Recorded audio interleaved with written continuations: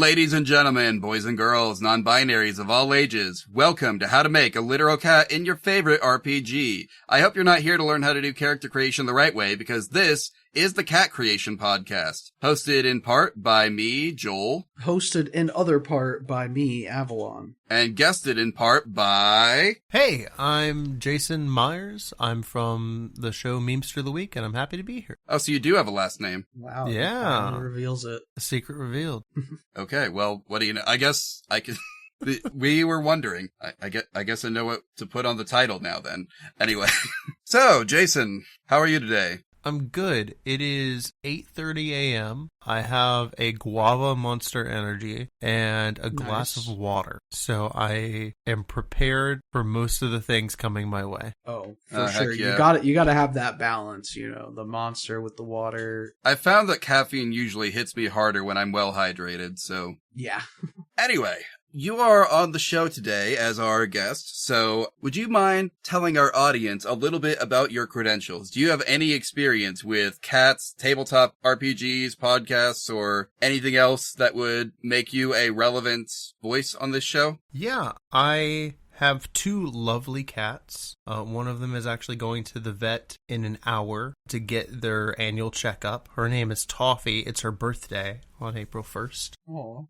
And then our other cat is a fucking gremlin. His name is Pumpkin. He's orange. Both of them are adopted, and he is just a dog. He's just a dog on cat hardware, essentially. He likes people. He likes going for walks. He has to run for like 30 minutes every day. He's a dog, and I adore him. That is wild. Yeah, he's a wild little guy. Awesome. All right, then. Yeah, that's my cats. And then I've been GMing Memester of the Week since 2020. So this summer going on 6 years. That's a lot of weeks. Lots of weeks. Other than that, I do editing and sound design work for a bunch of different shows. Possibly by the time this comes out, they might have been announced or episode 1 released. We're working on like a Power Rangers, Cowboy Bebop kind of show. We're working on a 1920s Arthurian horror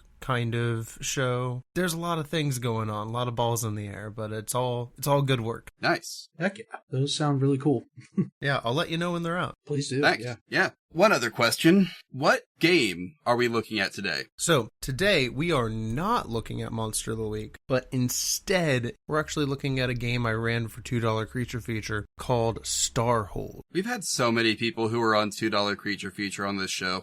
Truly, yeah. Hey man, Ray is one of my favorite people in the world. I cannot talk highly enough of him because he definitely won't do it himself. He's a really, really brilliant creator.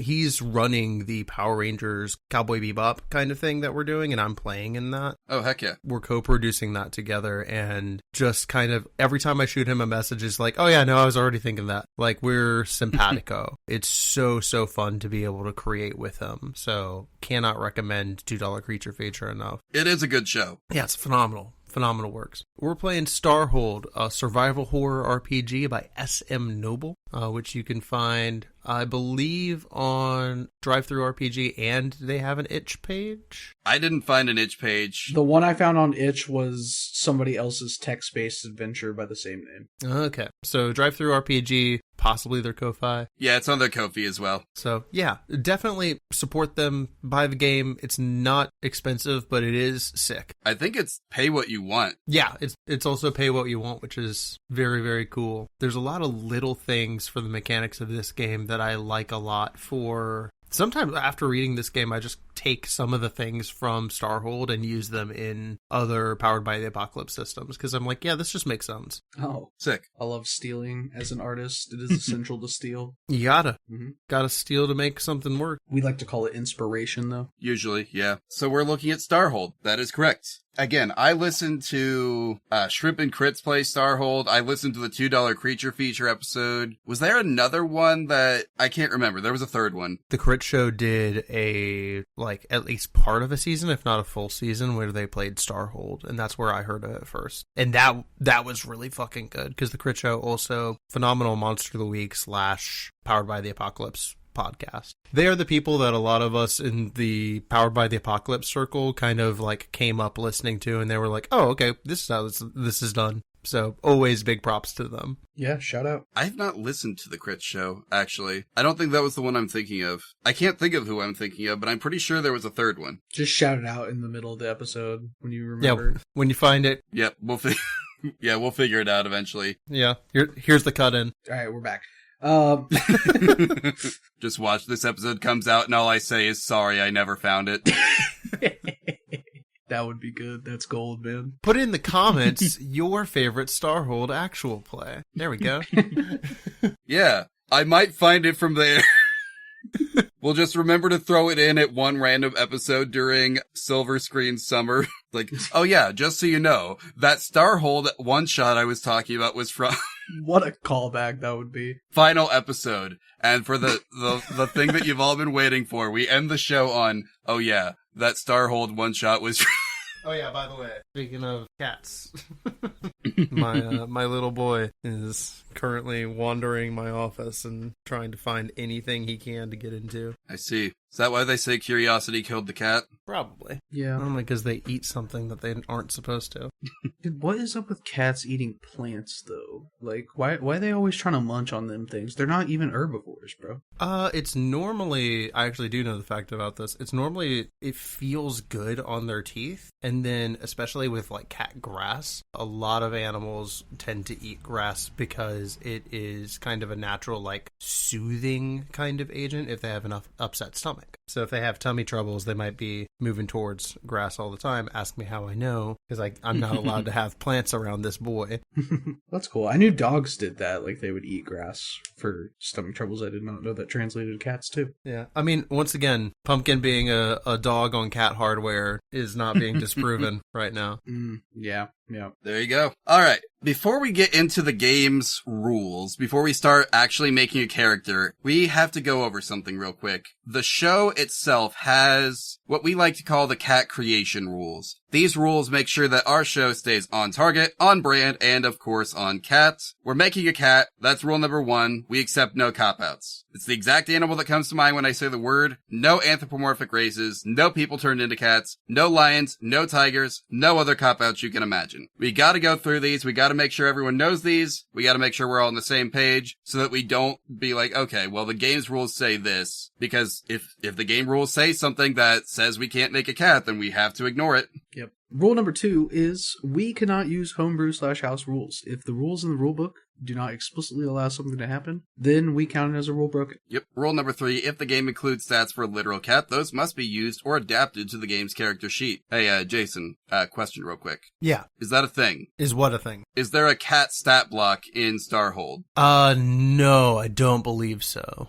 It's all very loosey-goosey. All right. I wouldn't think that there was, but, we just gotta be sure. Yeah. All right, then on to rule number 4, which is the character, class, background, playbook, job, what have you, must exist in the game's core rules or as part of an official expansion. Again, homebrew does not exist. Can't use homebrew classes. And does this game have expansions? I don't believe so. Okay. Well then, yeah. So we're just checking out the base game. Nice. All right. Rule number 5, the cat can learn any skill available to its class, even if it's not something it could normally be trained to do. So if there's a way that a cat could hypothetically, like under the most absurd circumstances possible, become a mechanic, then we could play as a cat mechanic. Yep. We could. But according to rule number 6, that mechanic couldn't use a wrench because if a tool would be physically impossible for a literal cat to use, even if comically downsized for them, they cannot use it. Yep, we do have that restriction in place. That way we can't just have expert marksman cats running around. That'd be way too dangerous. Yeah. Do you think a cat with a sniper rifle would be able to use a laser scope or a laser pointer?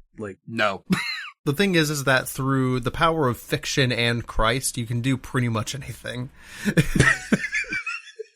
I mean, you're so right. Yeah. So, like, That is true, yeah. it's always the conversation of, like, all right, what is this setting like? How many prostheses am I allowed to have on this cat?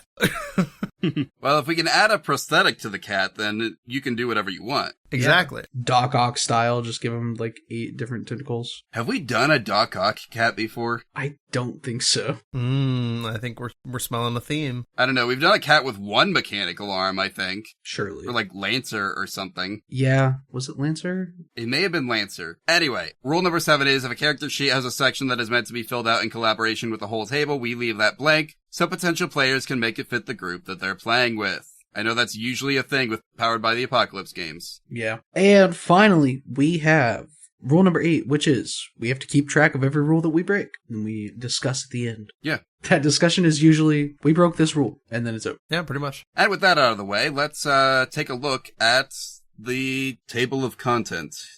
My favorite part of any book, unironically. Yes. I assume for character creation, we skip down to page 16, the playbooks. That would make sense. In this case, I mean, there's always the desire. I think one thing that anyone who's looking at Starhold specifically, you should definitely talk to your team and talk to whomever you're playing with about tone. Starhold's not light, and it's not meant to be played light. The rules are pretty loosey-goosey the way that Power to the Apocalypse is, but like the themings and the tones of this game are like meant to be pretty dark. So instead of like, don't think Cowboy Bebop, think Dead Space. Yeah, I was telling Avalon before we started that I kind of understood this to be the Dead Space tabletop RPG. He did use those exact words, actually.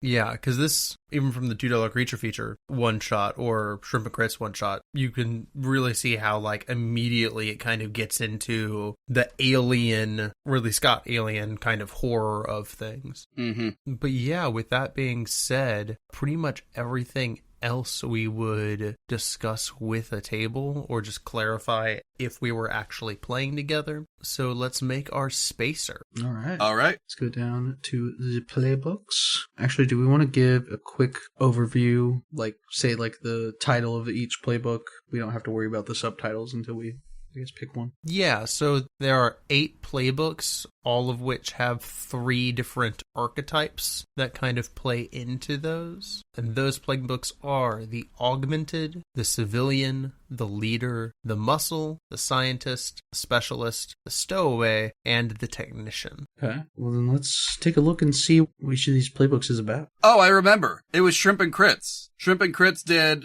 the one that was just vanilla Starhold, but then Ian also modified it to look like the setting from Dredge. Yes, for Riptide. Yeah, that was the other one I was thinking of. Technically, that was also Starhold. Okay, yeah. I unfortunately have not listened to Riptide yet, but I really need to. Oh, it's pretty good. Ian and Cap are, I mean, the whole Shrimp and Crits crew, fucking gangbusters. Every time I've gotten to work with them or talk to them, I'm like, you guys rule. Yeah, we had Ian on to do his, what was it, Light Side, the Star Wars fan game. Yeah. Light Side, also sick. Love that game. Anyway, so just kind of looking through these, I have some thoughts. Okay. If we want to go with what we were talking about before, then the Technician, right? Because that would give us like our engineer / mechanic / Doc Ock kind of deal, potentially. 100%. We could have the Stowaway, because I think I haven't looked too deeply at the kid yet, but like with that archetype, it might be a good match. Yeah, I think that could be true. So I think that's the choice that we face here with like the theming of this game is, are you looking at a like very realistic take on like Jonesy? What's Jonesy's experience in Alien like? Are you looking to emulate that, or are you looking to be like, I'm a cat, but I'm also doing some shit. I got some weird things going on about me, about like the setting and the tone of what we are playing at the table. Right. So this would come down to tone. Or we could say like this is a sort of augmented cat. We could say for some reason the cat is the leader or a civilian. Or we could come up with some scenario like the kid where they are probably an incredibly like vulnerable cast member. If we want to lean into the horror aspect, the more vulnerable, the better, probably. Yeah. Yeah. This is also, of course, like clear with your table, violence against animals. That's going to be a trigger warning. Yeah. Yep. By a big margin. That being said, I could definitely see on the Stowaway variants doing one of these. Let's see, the kid gets escape hatch and get away from them, which are very neat little moves. The survivor gets calculated risk, and boy, am I bad at math. Those lean into each other well. What about the criminal? Cats do have a natural affinity for crime. True. Yeah. The thing is that I think Sticky Fingers, cats don't like to steal, they just like to bat shit.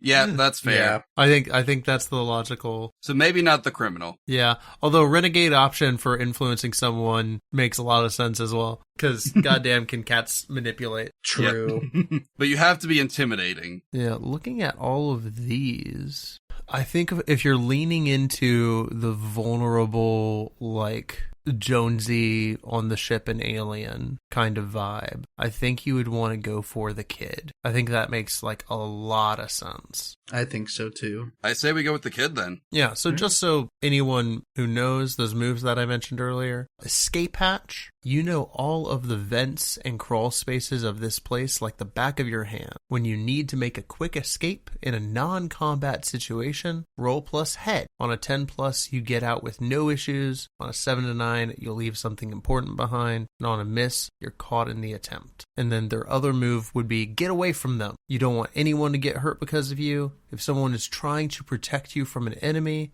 you get one free hit on that enemy that inflicts 1 harm. So a little cat scratch on the way out. That's fitting. Oh no. Oh no?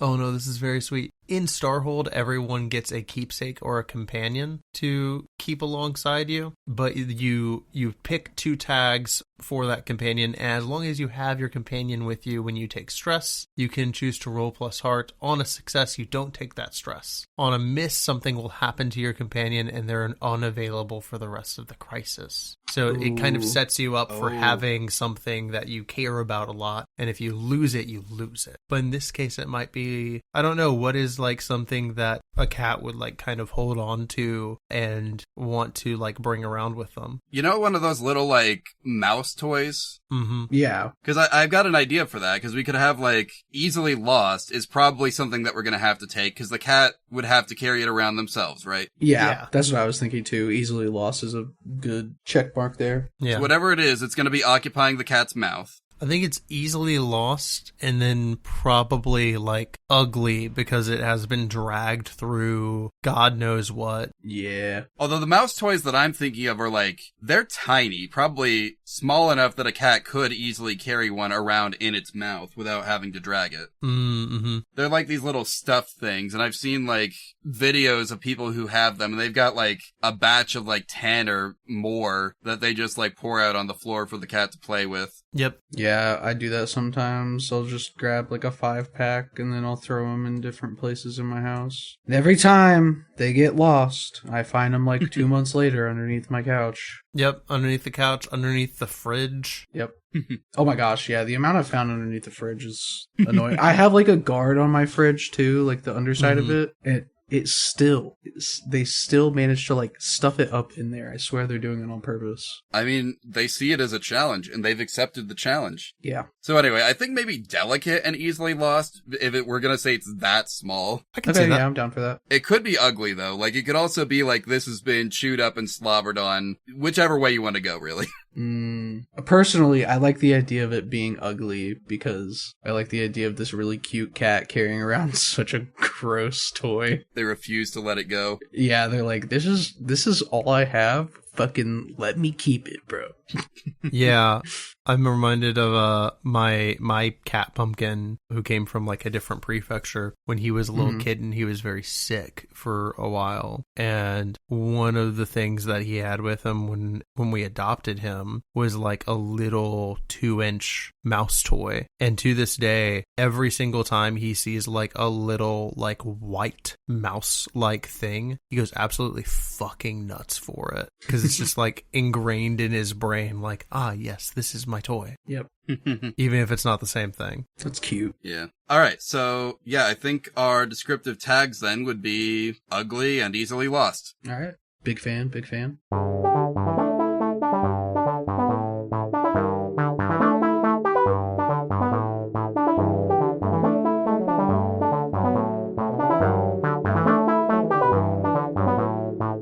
Dang, it smells like Upcat in here. I'm sorry, it smells like what? Upcat. What's Upcat? Oh, not much. You? Ah, shit.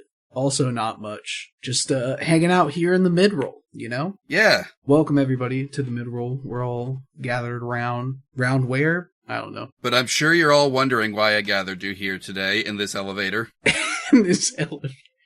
We're actually going to need to move our meeting location. We've exceeded max capacity. Yeah. You know, this elevator was a great recording booth back when nobody was using this building. Yeah, it was great. I think the dings that you would occasionally hear in the background of the recordings really added to like the ambiance of the show, you know? I have edited all of those out, actually, so nobody knows what you're talking about. Man, yet again, you're making the world lose its whimsy, Joel. Hey, I leave it in when your cats meow, okay? Okay, you know what? That is fair. That is a plus. Except now my cats, like, don't like to jump on my desk while I'm recording. How respectful of them. Genuinely, it is. Alright, speaking of the cats meow, though, let's talk about the show. Yeah. This show that you're currently listening to has a website, and that website can be found if you go to your local web browser and you type in badgertrove.com/literalcatpod. Over there, you can find the most recent episodes, you can find our social links, you can find the character sheet links, you can find our email. Yep, that's important. Let's see. You said the social links. Yeah, go follow us on Blue Sky, Tumblr. Those are the two main ones right now. Yeah. So you can stay up to date on the show. You can also just kind of like follow the Patreon without paying, and you will still get all the same news updates. Yeah. Just a little like, you won't get them as soon. And also, most of the news updates is just the episodes releasing.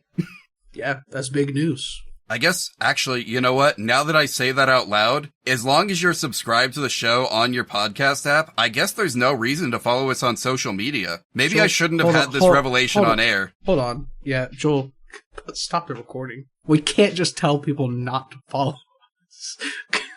What are you doing, man? I thought you were professional at this. I am super professional. You're the only one of us here with a growing YouTube channel, so... I mean, it's true. I did get 7 new subscribers in the past 2 weeks. Let's go. You get one video that kinda sorta almost blows up, and it gets you 7 subscribers. Shout out to my favorite niche internet micro celebrity, Omammer VT. Speaking of which, do you want to tell the people what you do, or? Yeah, sure. You can follow me on YouTube, Blue Sky, or Tumblr, or I guess TikTok. I'm still on the fence about TikTok. Yeah. At Omammer VT, there you can, see my VTuber YouTube videos. They're good, trust me. One of them actually got like 470 views by this point, and I'm about to release. Wait, when does this episode come out? This is the Starhold one? Yes. 1 second. This comes out on the 29th. So either if you're listening to this on the day it comes out, then in the next 2 days, either on April 30th or May 1st, there will be a new YouTube video out on my channel, and it will be the second half of the video that has done so well and gotten 7 new subscribers. Nice. You could be my 8th subscriber this month. Think about that. Yeah, I have a number I can put on it now because the channel is actually getting attention, and you could be the 8th subscriber. Maybe next time I'll be able to say you can be the 60th subscriber or something. Yeah. Get in the under 1,000 club, Yeah. Who knows? Maybe by the end of the year, I'll be able to say you could be my 69th subscriber. Or even my 67th subscriber if you're, Gen Alpha. Yeah. Not 68, though. We don't care about you. I mean, 67, 68, 69, so... it doesn't work when when you say the 68 part, does it? Nah. It's only funny when it's 7, 8, 9. Dude, how are there so little funny numbers out there? And we made 2 of them in the 60s, bro. Out of infinity? Dude, what are the chances, man? I don't know. I still don't even get what 6-7 is, honestly. At this point... I just see people doing the hand motion, so, like... Yeah. I guess that's the joke, right? I think so. It's the 6-7 kid. He does the hand thing. Wait, there's a kid? Yeah, the 6-7 kid. Pretty sure. Is that where this came from? You know what? In a few months, there's gonna be a Know Your Meme article. I'll read up about it then. Hey, guess what? There already is a Know Your Meme article. Of course there is. What am I thinking? Should have known. You know what? Fine. I'll read up on it after we're done recording. It'll be fine. Yeah. This will be on the test, by the way. Oh, great. But anyway, yeah, if you like Strong Bad, that video that I said is coming out in 2 days. It's about Strong Bad, the Homestar Runner character, because it's from the time that I streamed the Strong Bad adventure game without knowing a single thing about Homestar Runner. A wild ride, I'm sure. There was a lot that I didn't understand. I'm gonna be real with you. Yeah.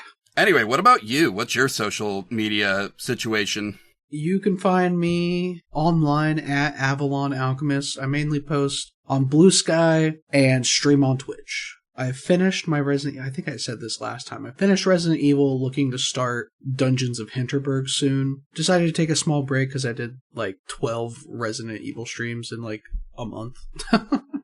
So I was like, well, let me pump the brakes for just a second. But yeah, currently that's all I got going on. If that's everything, let's get him back to the show. Get out of here, guys. Yeah, scoot your booch, as I like to say. Do you like to say that? I say that a lot, actually. Huh, I've never heard that. Another one of my favorites is when I'm leaving somewhere, I like to say that I'm skedaddling. Now, I think I have heard you say you're skedaddling before. I mean, it's just, what's better? Just being like, hey, I'm gonna get out of here. Or, hey man, I'm skedaddling. Time to skedaddle. They're talking to you, audience. Why are you still in the mid-roll? Yeah, we actually ended this recording already. How are you hearing us? So what do we do next? Do we just follow, like, the playbook from top to bottom, then? As that usually happens, I feel like. Yeah. Okay. So, let's see. Whether by accident or on purpose, you're stuck in this place now, and you're going to have to make the best of it if they don't throw you out the airlock first. So... You wouldn't throw me out the airlock. I'm just a little guy. You wouldn't throw a little guy out the airlock. Come on, man. Yeah, not a little guy. You wouldn't throw out a little guy with glasses. It's his birthday. It's also his birthday, dude. He's got glasses and it's his birthday. Be nice to him. Isn't that literally the new playbook for Absurdia? Oh, probably. That sounds right. I'm pretty sure that's one of the new playbook's defensive moves is I'm just a little guy and it's my birthday. No, I think you're right. I think that is the exact wording on that too. Just a little guy and it's my birthday. Alright, so we're making this little guy whose birthday it is. Yep. Experiencing the horrors on his birthday. Yeah. Don't we all?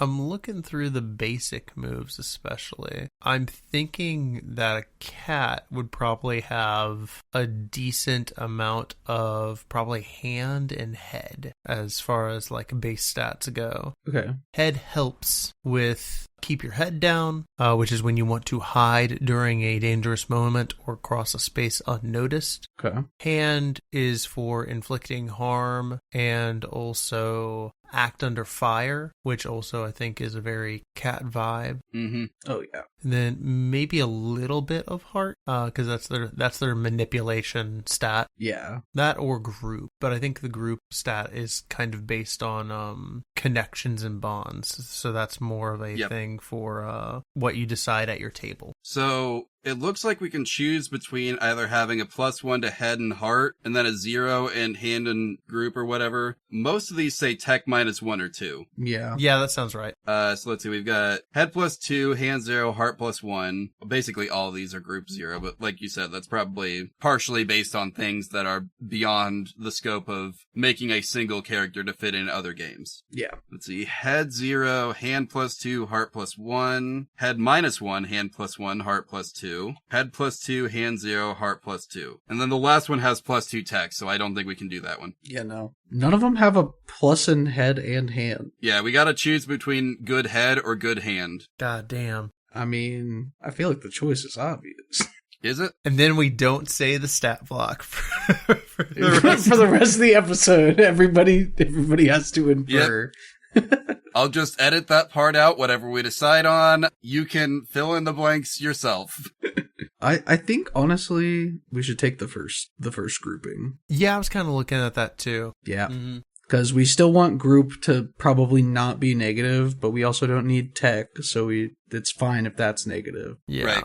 We don't want hand to be negative either. So we pop these. Actually, It's also fitting because, like, if hand is the strength and combat stat primarily, like, we don't want that to be too high necessarily, because if we're trying to power scale to the rest of the world, cats typically are not as strong as creatures that are much, much bigger than them. Yeah, cats are a one harm being. Basically, yeah. All right. We have, it looks like a secret room, place to hide, to plot, to escape, to maintain, or to store. It doesn't say or, it just says we get a secret room. I don't think there's anything extra to do there. We just get a secret room.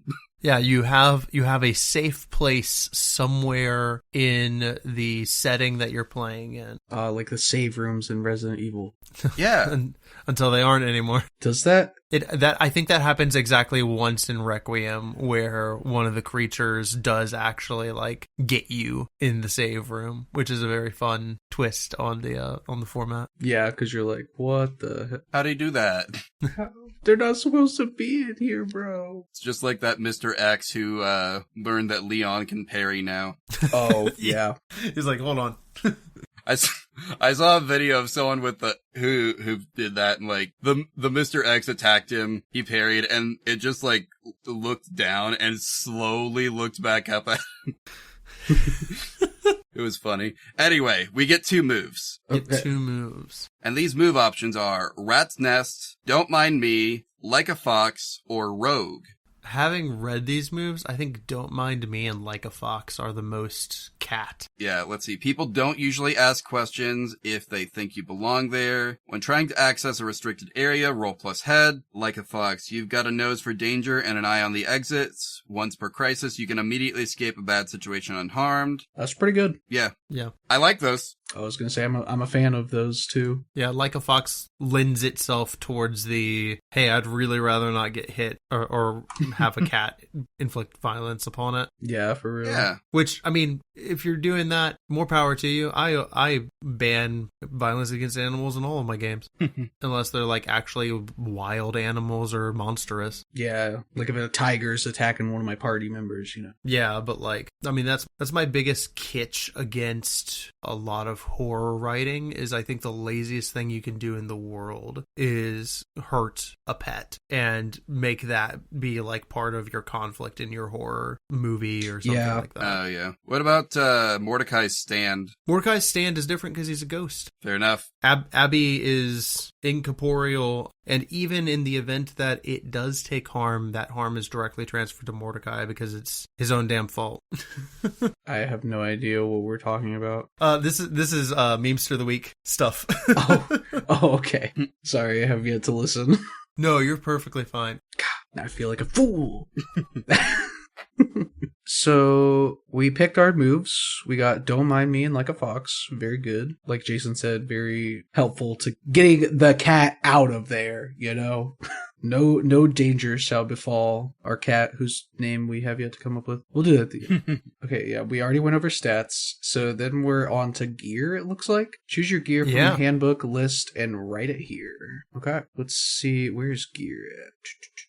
I'm going back up to the table of contents because it doesn't look like it's part of the playbook. Combat gear and gear points. I see here in bold, it says all spacers are allowed 2 weapons and 1 piece of armor at the beginning of the game. So it looks like that's what we got to. Yeah, the type is based on their plus hand ability modifier, which we chose to be.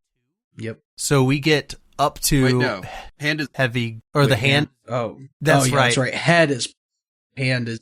Yeah. Yeah. Okay. This makes much more sense because I was about to be like heavy gear for this tiny cat. Yeah. Light gear, which makes perfect sense. Yep. Take any gear that is your hand level or lower. Choose to create your weapons and armor and then write them in your playbook. Okay. Got boots, coveralls, half helmet, a jacket, a metal mesh bodysuit, needle gloves, a respirator, and rubber gloves. It's boots, right? It's gotta be boots. It's boots twice. I'm very into having a little jacket. A jacket is also very good. A jacket for our little guy.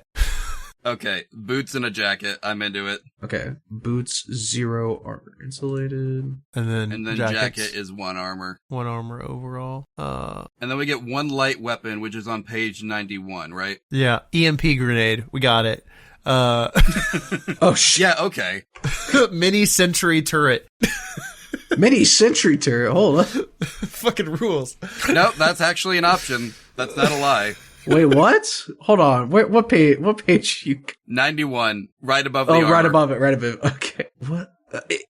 Yeah, there it is. What the hell? So the thing is that none of these are things that a cat could use.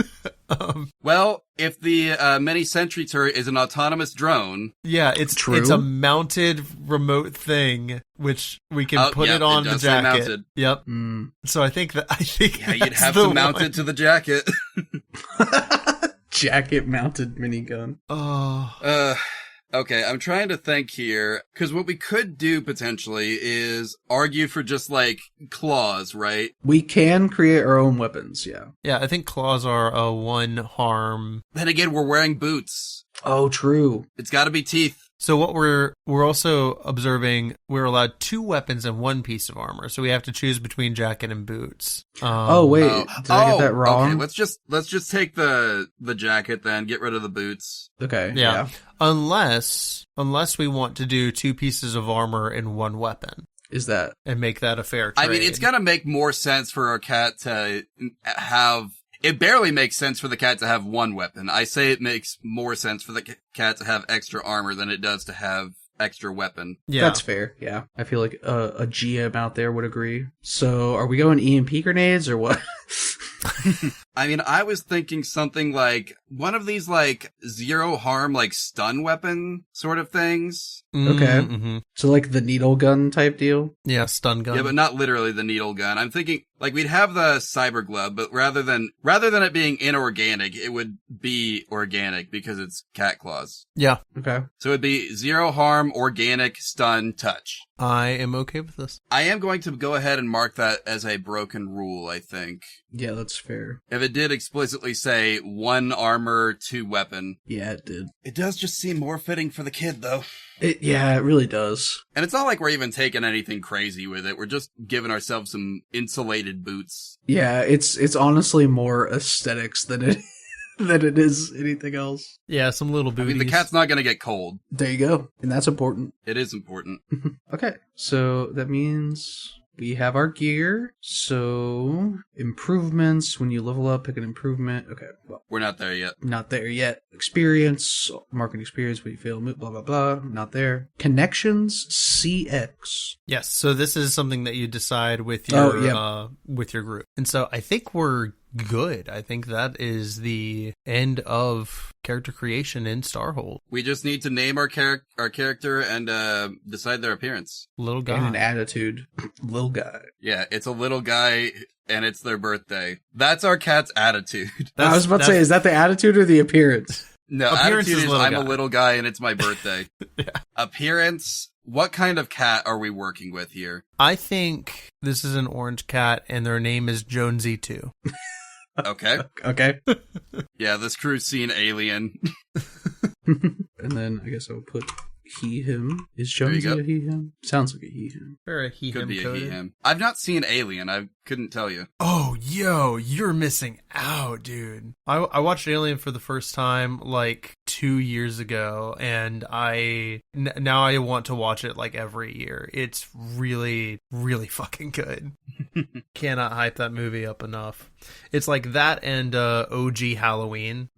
Yeah. Like, as a person who didn't grow up watching those movies, movies, and having recently seen them in the last couple of years, those two movies fucking rule. There's a reason why they like set up entire archetypes of film. Yeah, man, there's so many old films I need to go back and watch. I've never been a big film guy, so every time somebody's like, dude, you gotta watch this, I'm like, yeah, I'll get to it, and I feel like I never do. But I'm gonna go watch that Speed Racer movie.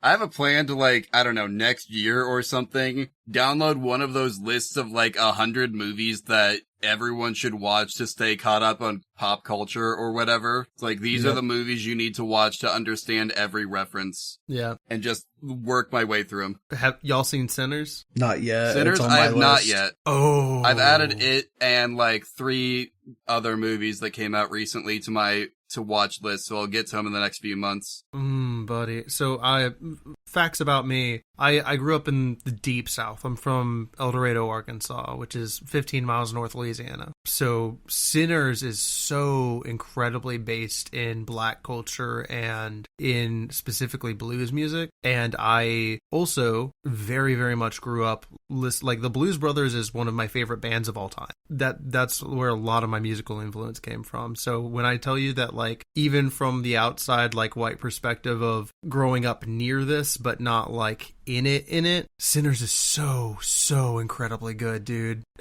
Like, it's a history lesson, it's a cultural appreciation, and it's a really good horror movie all wrapped up into one. I can't recommend it enough. Heck yeah. I will watch it before the end of this year. I wanted to watch it in theaters, but I have this terrible thing called anxiety about going to the theater by myself.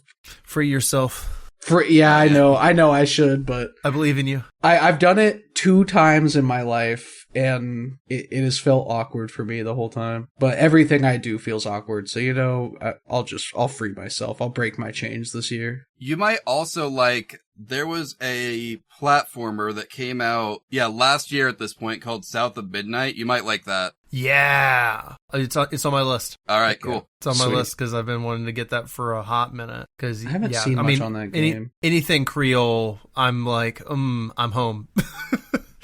Nice. I'm home in a big way. Put me in a forest. I'm good. I feel like the controls were a little buggy, but I did enjoy the game overall. Anyway, let's see. Appearance, Orange Cat, who's just a little guy, and it's his birthday. All right. Jonesy 2, I hope you probably never see play because of the horrors that will be inflicted upon you. I want to protect you in my heart forever, but hopefully this has equipped you well. Yeah. I think Jonesy 2 is well equipped to get out of situations. The problem is that he might lose his little mouse toy. He might, and that is tragic. That's going to be the real tragedy. He'll survive, but he'll be in distress the whole time. Yeah, but hopefully there are other mouse toys. There will always be other mouse toys. They come and go, just like the seasons. Anyway, yes, thank you for joining us. So, I think our 2 broken rules are, it seems like they expect you to be a guy, like a human being. Yeah, classic. And then we did swap the weapon for an extra piece of armor. Yes. Which I think is a fair trade. It's a pretty good trade. Yeah, that's a trade I'd take as a GM. Yeah, like I said earlier, I think any GM, if you brought that to them, they'd be like, yeah, sure. Fairly reasonable, I would say. Yeah. Now, before we close out, Jason, is there anything you would like to plug here? Yeah, I mean, so many things. I feel like half of like what I have said on this recording has just been, hey, listen to all of my friends' cool shit because they're all very good at what they do. Hopefully right now I'm working on a memester side project called Hawthorne Hills. Hopefully that will be out by the time this is out.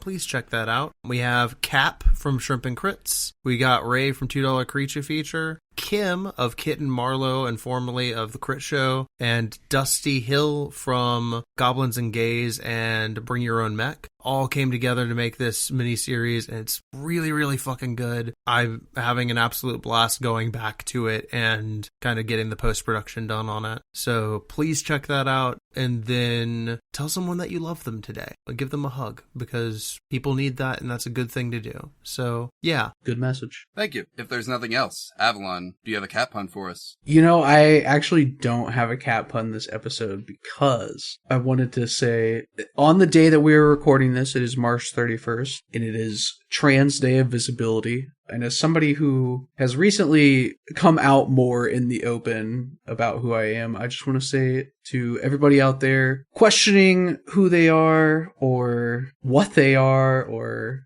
how to be as a person, just, keep asking yourself the questions and you'll figure it out eventually. But it is a journey worth taking. It is always better to be yourself than to try to be someone you're not. So stick to it. Hell yeah. Happy Trans Day of Visibility. If you're looking for trans music, I recommend Mel Stone, who is a really phenomenal trans indie rock musician. And then also the group Straight Line Arrival, which is also a trans rock creator, and bangers, absolute bangers. So if you like that like kind of grunge rocky kind of sound, you're really gonna like them. I am a big fan of rock music and stuff. Who did you say it was? Mel Stone and Straight Line Arrival. All right, yeah. I'll give them a look. Okay, so were you serious though about not having a cat pun? Or... I am serious about not having a cat pun. That is no April Fool, because that's tomorrow. Fair enough. Well then, I guess, happy Trans Day of Visibility, and we'll see you all next time. We'll catch you later. There we go. Classic. Yep, there it Classic.